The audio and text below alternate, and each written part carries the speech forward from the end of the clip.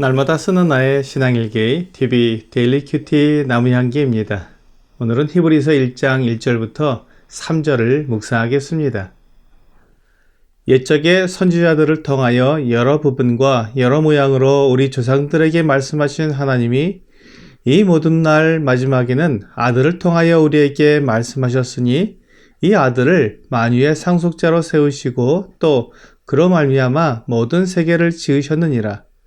이는 하나님의 영광의 광채시요 그 본체의 형상이시라.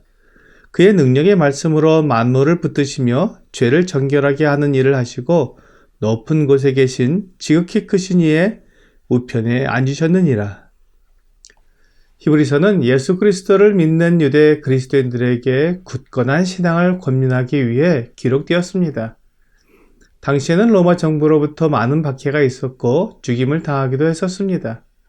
이런 이유로 인해 몇몇 유대 그리스도인들은 기독교 신앙을 포기하고 유대교로 다시 돌아가려는 유혹을 받았습니다. 사실 그들은 기독교에서 유대교로 돌아가는 것을 신앙을 부인하는 배교 행위라고 생각하지 못했습니다.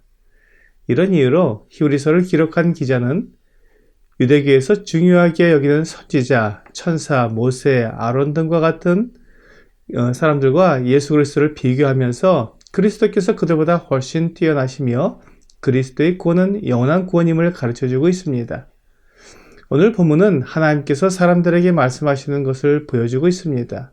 하나님은 사람들이 하나님의 뜻을 알기 원하십니다.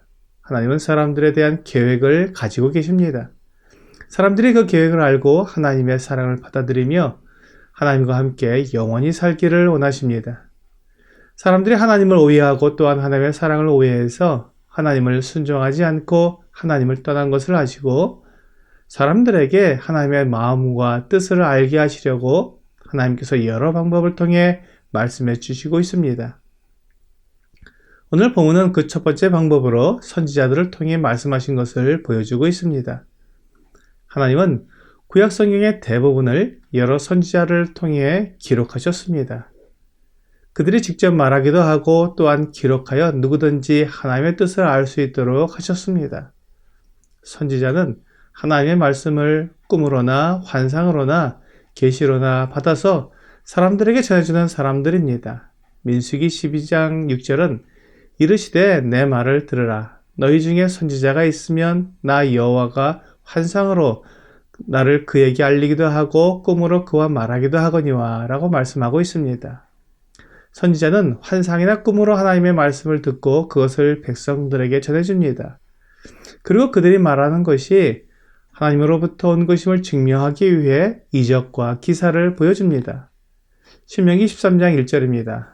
너희 중에 선지자나 꿈꾸는 자가 일어나서 이적과 기사를 내게 보이고 라고 말씀하고 있습니다. 이렇게 선지자가 하나님께 말씀을 받아서 전할 뿐만 아니라 이적과 기사를 통해 그 말씀의 정확성을 나타내는 것을 보면서 사람들은 선지자를 위대하게 여겼습니다. 선지자들 중에는 모세처럼 이스라엘 민족을 구원한 선지자도 있고 엘리야, 엘리사와 같이 전쟁에서 이기며 백성들을 하나님께로 돌이키게 하는 선지자도 있었습니다.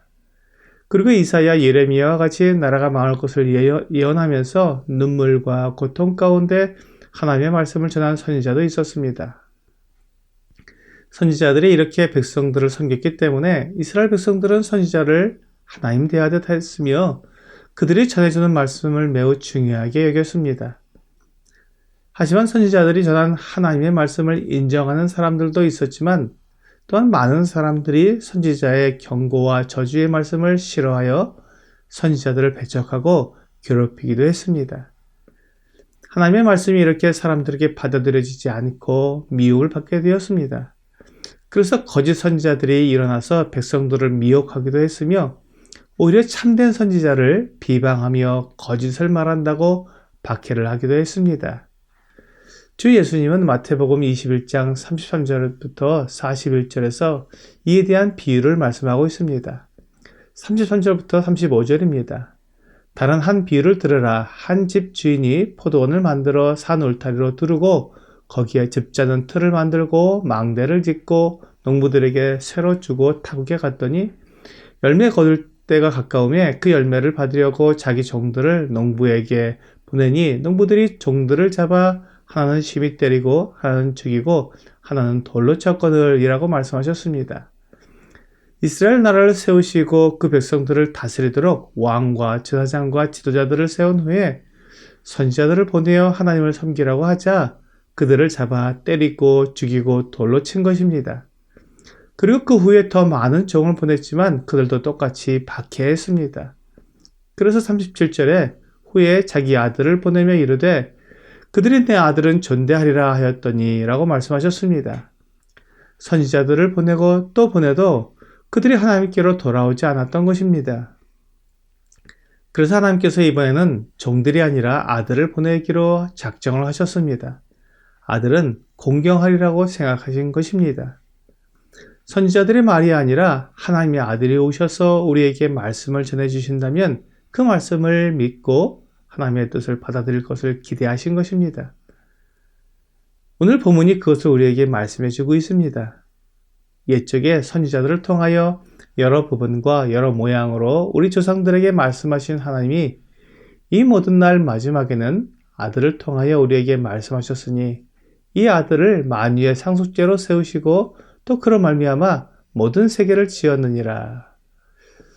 선지자가 아니라 하나님의 아들을 통해 말씀해 주셨는데 그 아들이 누구신지 설명해 주고 있습니다. 그 아들은 만유의 상속자여 모든 세계를 지으신 분이십니다. 그렇다면 사람들은 하나님의 아들의 말씀을 함부로 여길 수 없고 또한 그 말씀에 순종할 수밖에 없다는 것을 알게 됩니다. 지금 기독교에서 유대교로 돌아가려고 하는 사람들은 그들이 하나님의 아들이 전해준 말씀을 버리고 선지자들의 말을 더 중요하게 여기려고 하는 어리석은 결정을 하고 있다는 것을 알아야 했습니다. 아들은 만유의 상속자이지만 선지자는 종에 불과합니다. 온 세계를 지으신 창조주를 버리고 사람을 따르기로 하는 것은 너무 어리석다는 것을 알아야 했습니다. 만일 이것을 알면서도 그렇게 유대교로 돌아간다면 그들은 하나님을 버리고 참된 신앙을 버리는 배교자라는 것을 분명히 알아야 했습니다. 그래서 하나님의 아들은 하나님의 영광의 광채시요 본체의 형상이라고 말하는 것입니다. 뿐만 아니라 그분의 능력의 말씀은 만물을 붙드시고 있고 또 우리의 죄를 정결하게 하셨습니다. 오늘의 적용 질문을 보겠습니다. 하나님께서 아들을 통해 하신 말씀을 나는 얼마나 중요하게 여기며 순종하고 있습니까? 하나님께서 아들을 보내신 것은 아들을 통해 하시는 말씀을 들으며 순종하기를 원하셨기 때문입니다. 사람들을 위해 아들이 직접 이 세상에 오신 것은 은혜 위에 은혜입니다. 오늘 사람들의 죄를 용서해 주시고 하나님 보좌 우편에 앉으신 하나님의 아들을 바라보며 그 말씀에 순종하는 여러분과 제가 되기를 주 예수님의 이름으로 기도합니다.